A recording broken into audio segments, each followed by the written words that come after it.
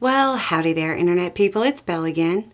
So today, we're going to talk about parts of the House GOP, partisan indexes, and an explanation of what seems to be unexplainable behavior.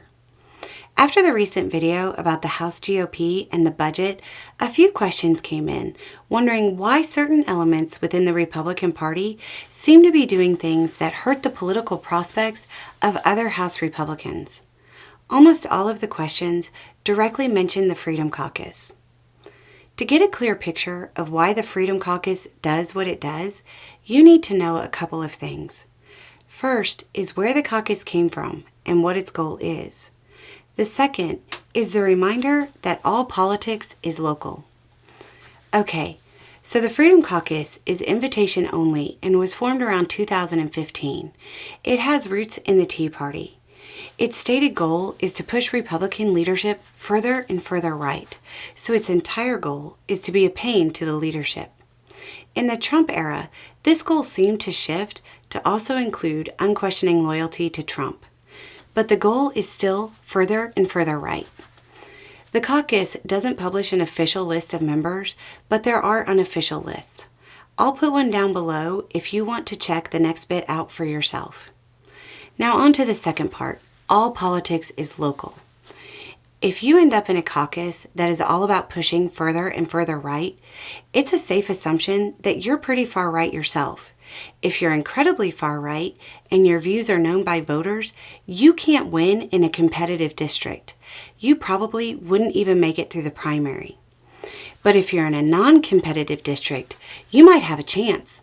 In fact, if you're in a non-competitive district, you don't worry about the general election. You know you'll win that. You worry about the primary. How do you win the Republican primary? By being more right-wing than any other candidates.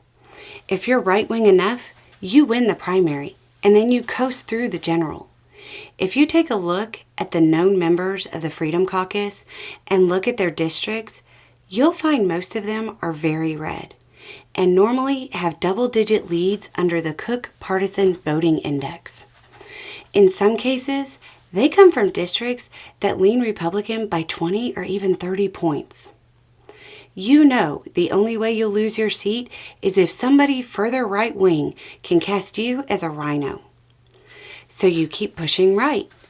You keep making headlines to appeal to that far-right base that is active in the primaries.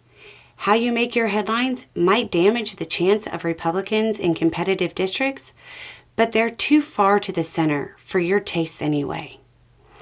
The local politics and the drive to get reelected overpowers the party's concerns. This is a relatively new development in the Republican Party.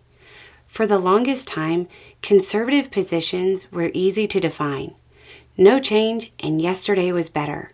It kept the party more or less united.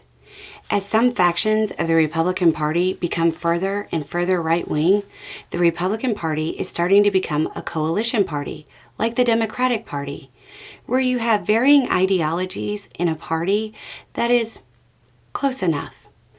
As the Republican Party becomes more factionalized, they'll have to learn how to play nice with each other, or they could cease to function. Anyway, it's just a thought. Y'all have a good day.